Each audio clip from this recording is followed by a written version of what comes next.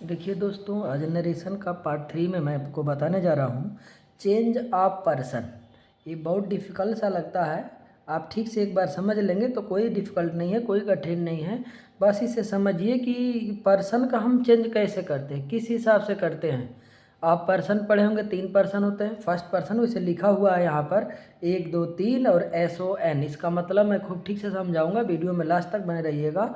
Like करिएगा, subscribe करिएगा और बताइए कि वीडियो कैसे लगी। तो इसे डिमांड था आप लोगों का, तो हम आज समझाएंगे आपको कि पर्सन का हम प्रोनाउन का चेंज कैसे करते रहे। तो देखिए, थोड़ा सा इसको विस्तार से बता रहा हूँ। फर्स्ट पर्सन यानी 1 जो लिखा हुआ है ना, यहाँ पे देखिए फर्स्ट है, एक सेकेंड नंबर है, एक थर्ड नंबर है। ठीक है, तो फर्स्ट का मतलब कि फर्स्ट पर्सन,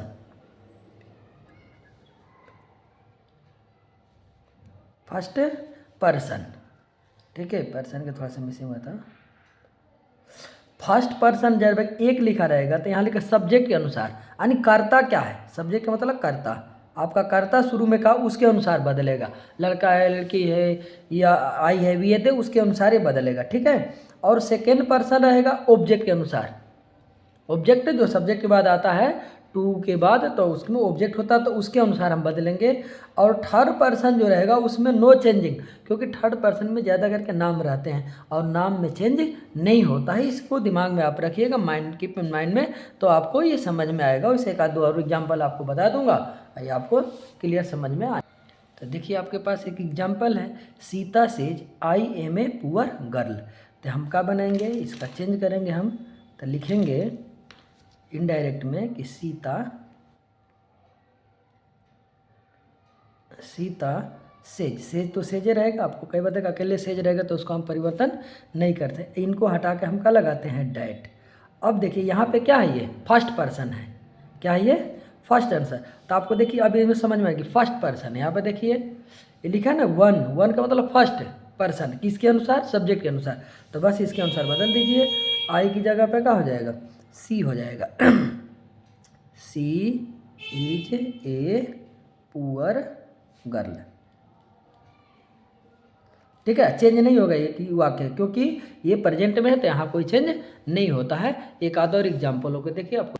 तो इस एग्जाम्पल को देख लीजिए, he will tell me, he will, यहाँ का लगा देंगे, से का टेल में बदल देते हैं क्योंकि टू लगा हुआ है, टेल मी। और क्या लिखेंगे, that he is my friend.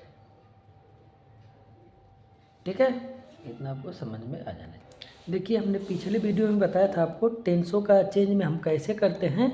तो इसका एक बार स्क्रीनशॉट ले लीजिएगा, समझ लीजिएगा कि कौन से किस टेंस में होता है। बार बार देखेंगे तो ये चीज़ आपको बिल्कुल समझ में आ जाएगी। देखिए, आज इसी में हम पढ़ेंगे इम्परेटिव। इम्परेटिव सेंटेंस यानी आज्ञा या प्रार्थना। हम किसी से आज्ञा मांगते हैं या किसी को हम आज्ञा दे भी सकते हैं, हमसे छोटा है तो, या कहीं हम रिक्वेस्ट करते हैं, प्रार्थना करते हैं। तो इन वाक्यों को कैसे हम बनाएंगे, ये चीज़ों को हम समझेंगे।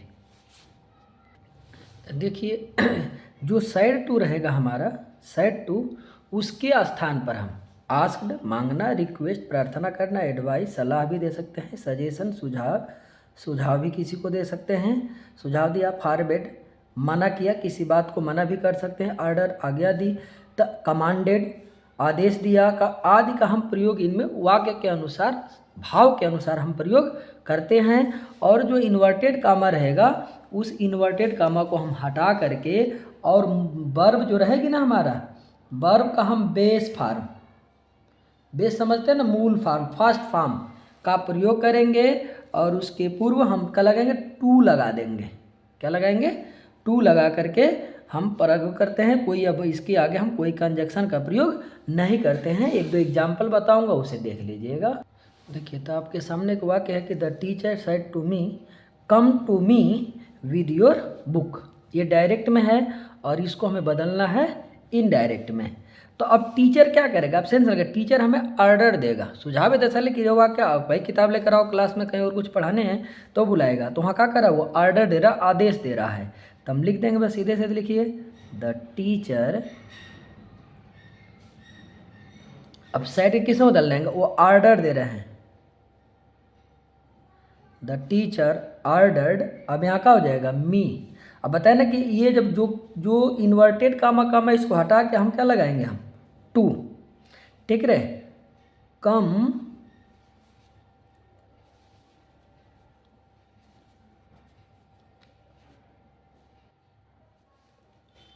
कम टू हिम विद, अब बच्चों के लिए करें तो क्या हो जाएगा, माई बुक। अरे बात समझ में ना, ऑर्डर यहाँ लगाएंगे। देखिए तो आपके सामने अगला वाक्य है, the beggar said please give me some food to eat. तो अब देखिए जो प्लीज कर रहे था, प्लीज है, और दूसरी बात है कि जो बेगर है तो हमसे क्या करेगा, रिक्वेस्ट ही कर सकता है। तो हम इसको बनाएंगे कैसे कि द बेगर रिक्वेस्टेड, देखिए रिक्वेस्ट कर रहा है वो, हमसे रिक्वेस्ट करेगा, हमसे आज्ञा नहीं देगा। तो रिक्वेस्टेड और क्या लगेंगे, मी, यानी मुझसे कर रहा है, टू गिव, अब उसको देना है ना, तो हम यहाँ लगाएंगे हिम, हिम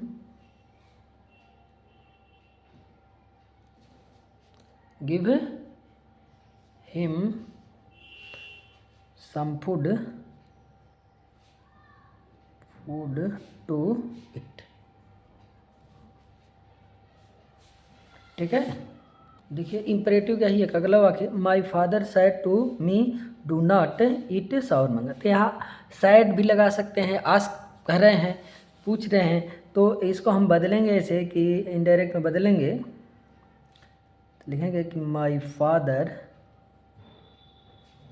अब देखिए साइड नहीं लगाएंगे, ये वाक्य देखिए यहाँ डू नॉट लगाया है, डू नॉट का मतलब मना करना, मत करो, इम्परेटिव वाक्य है, तो डू नॉट का मतलब यहाँ हम लगा देंगे फॉरबिड, लगा देंगे फॉरबिड, फॉरबिड का मतलब कि मना करना।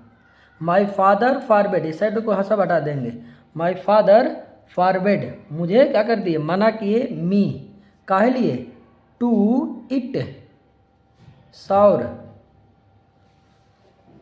टू इट साउर मैंगो, यानी कच्चे आम खाने से उन्होंने क्या कर दिया, मना कर दिया। तो हम यहाँ पर वो रिक्वेस्ट नहीं करेंगे, वो हमें क्या कर रहे हैं, मना कर रहे हैं, आज्ञा भी दे सकते हैं, तो अगर अनुसार हम ऐसे हम लगा सकते हैं फॉरबिड, या इसको हम बना सकते हैं एडवाइस भी फादर दे सकते हैं, तो हम लिख दें कि माई फादर, ऐसे भी बना सकते हैं, my father advice, my father advised me to, अब यहाँ जब एडवाइस फॉरबिड का तो शब्द है नहीं, तो हम नॉट लगाएंगे, to not eat sour mango, mangoes हैं।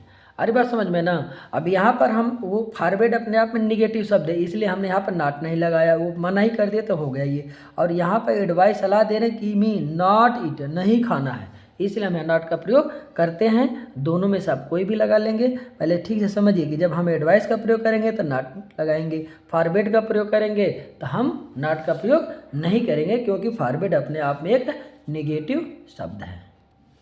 देखिए कभी कभी आपके वाक्य में लेट से भी शुरू होता है, लेट का भी प्रयोग कर देता है।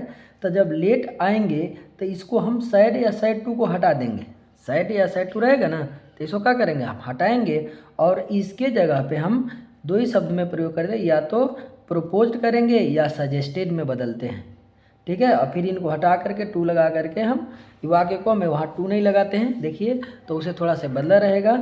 तो करके कि she propose, she proposed to मी।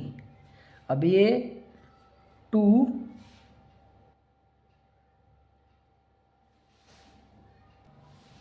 मी, अब यहाँ डैट लगेगा, उनमें नहीं लग रहा था, यहाँ लग रहा है that they should go now, they should go now, और नाव को हम बदल देते हैं, नाव को हम लगा देते हैं देन में, नाव की जगह लगा देते हैं देन।